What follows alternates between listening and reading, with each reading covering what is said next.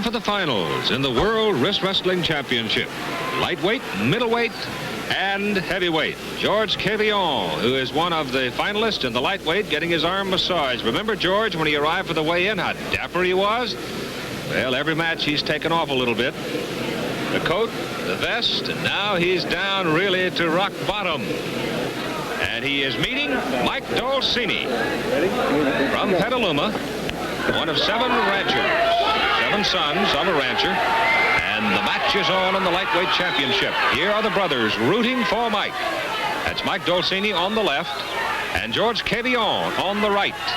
Notice the agony of Kaleon. He entered all 3 divisions, and he has competed in all 3 divisions. He made the finals in the lightweight. And if he should win this, it'll be remarkable. And he's got Dolcini in a little trouble right now. Once you get down in that down position, it's hard to come back, but Dolcini brings him right back into the straight-up position. The lightweight championship and the 8th annual World Wrist Wrestling Championships. It started 16 years ago in Mike Gilardi's saloon, and it's moved out, gone uptown, if you will, and this is the 8th World Championship. And again, Kaleon's got him in trouble. Can he put Dolcini down? He's within an inch of it. Oh, half it! Dolcini brings him back. Incredible. Dolcini. Mike Dolcini was within a half an inch of being defeated. He's being mobbed by the brothers, and George Kaleon is exhausted. So the hometown boy wins the lightweight championship. Incidentally, we do have women's competition in the Wrist Wrestling Championships. Earlier, we had the women's final. Linda Iverson here, bouffant hairdo and all. She is a beauty operator. And Nickie Novus of Oakland, California, a bookkeeper.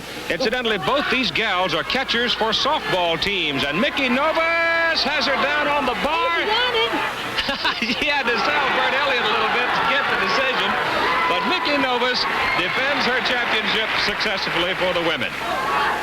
Now we come to the men's middleweight championship match.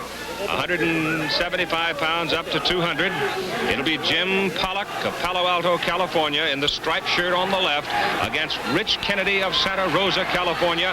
They both weigh 198 pounds, and they are both well prepared. Look at the size of those biceps. And Kennedy has Pollack in some trouble. Both men getting their bodies as low as they can for a low center of gravity, and Pollack's in trouble. He's within an inch of having his arm touch that bar, and if that arm touches the bar, then Kennedy will win it. Jim Pollack, a former baseball player, fine athlete at Stanford University, a buddy of John Brody, 49 a quarterback. Oh, he's in some trouble. Look how close that arm is, but he will not yield. He slides those feet around with that lower hand. That left hand has to stay locked, and Pollack comes all the way back. Once he got Kennedy started, he took him all the way. And Jim Pollack of Palo Alto wins the middleweight championship. Incredible length in these matches. Now we come to the semifinal in the heavyweight division. One of the semifinals already over. Tiny Benedix, the defending champion, in the finals. He'll meet the winner of this one. It's Larry Findley, who's won all of his matches in less than 3 seconds, versus Rod Coates, who had that endurance test with Homer Keanu. You have to wonder if Coates has anything at all left against Findley. They're set. Oh, Findley took him right to the bar. In the tick of the clock, Larry Findley moves into the finals against Tiny Benedix, and we'll see that one, the heavyweight final, in just a moment. And that may bring the whole building down.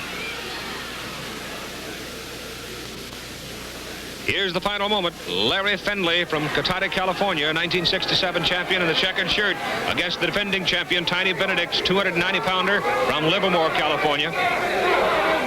Findley weighs around 330 pounds. He is a hod carrier by trade. Benedix is an electrician, and Tiny came with his own PR man. And everybody in this building, almost 3,000 people, are standing to watch this battle of giants. And notice how carefully they are being set.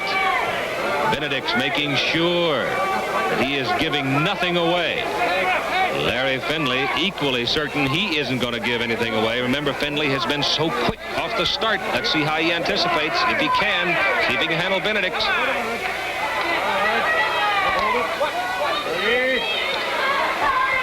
Ready, go.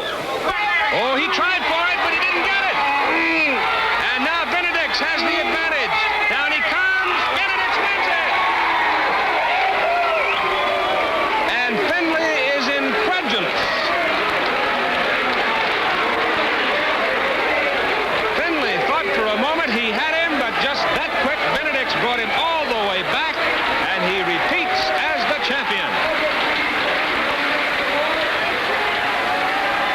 290 pounds of him from Livermore, California. And we're going to take a look at the winning match here in the heavyweight division. I think you'll notice that the referee, Jack Hommel, said ready, and then Findley anticipating, trying to get the jump, started, but then it was a false start in a sense, and came back for the ready go, and by that time, Findley had tipped his hands, and the raw strength of Tiny Benedix just simply took him right down, and Benedix is a repeat champion.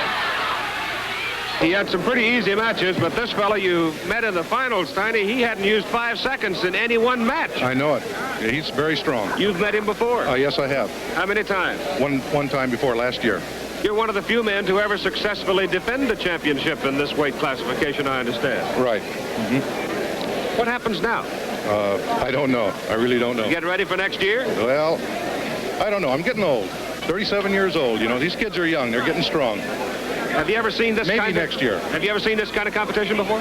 The best competition I've ever seen at a World's Wrist Wrestling Championship. The best. How do you prepare for this, Tiny? Tell him the truth. Oh, I practice with my son. He helps me quite a bit. I got a 17-year-old boy, pretty stout, and he helps me quite a bit. With a father like that, he'd have to be stout. Yeah. The heavyweight champion, Tiny Benedix from Livermore, California.